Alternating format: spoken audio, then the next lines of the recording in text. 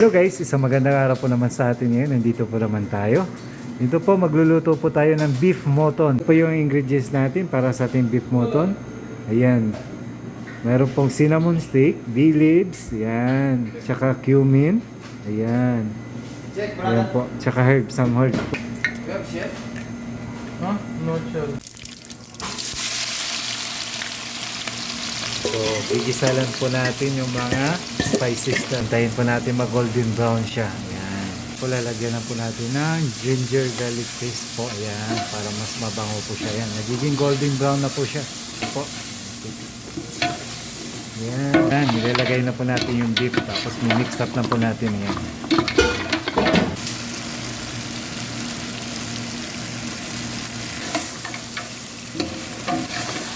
Ayan. Ayan. So ito na po yung beef mutton natin guys. Ayan. Ang bango.